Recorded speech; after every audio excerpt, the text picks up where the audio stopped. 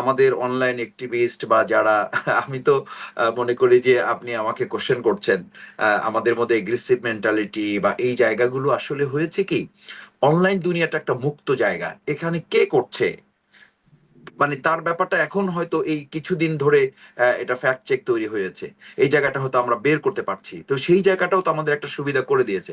কিন্তু এটা তো ঠিক যে আজকে আপনাকে শাহবাগী বা আমাকে শাহবাগী বা আরেকজনকে হেফাজতি বা জামাত শিবির রাজাকার এই প্রসঙ্গগুলো, শাহবাগের ঘটনা তো ঘটেছে, শাহবাগের থেকে নতুন করে আবার তারা তো ইন্ধন নিয়ে নেমেছে, আবার পুলিশের উপরে হামলা করার প্রক্রিয়া তো আমরা চোখের সামনে দেখেছি। সেই লাকিকে কেন গ্রেপ্তার করা গেল না? সে তো আছে দেশে এখনো। তাদেরকে গ্রেপ্তার না করে যদি তাদেরকে না, রাস্তায় কিন্তু নামতে কিন্তু দেওয়া হয়। যারা প্রশ্ন করবে তাদের না সবাইকে না সেরকম ভাবে ট্যাগিং না না করে ফেলা, ঢালাও এই ভাবে বলার, বিষয়টা। ঢালাও ভাবে রাজাকার বলারও কোনো সুযোগ নেই, ঢালাও ভাবে শাহবাগী বলারও কোনো সুযোগ নেই, প্রশ্নই ওঠে না।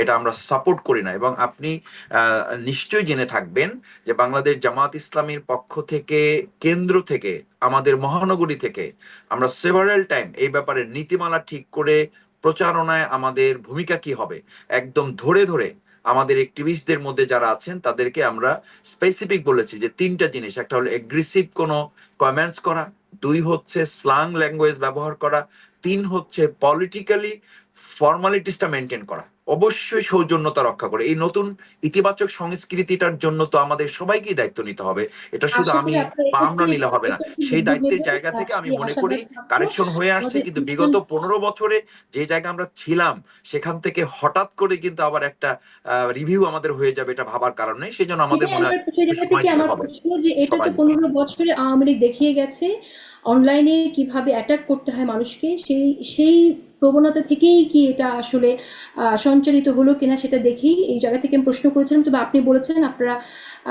জানাচ্ছেন যাতে কাউকে অ্যাগ্রেসিভ কথা কাউকে না বলা হয়, এবং আমরা আশা করি যে আপনারা গঠনমূলক সমালোচনায় সবাইকে উদ্বুদ্ধ করবেন, আম, এবং আওয়ামী লীগের এই প্রবণতা থেকে যেন তারা প্রভাবিত না হয় আপনাদের কোনো অ্যাক্টিভিস্ট, সেই জায়গায় আপনার মেসেজ দেবেন, এই আশাবাদ থাকলো।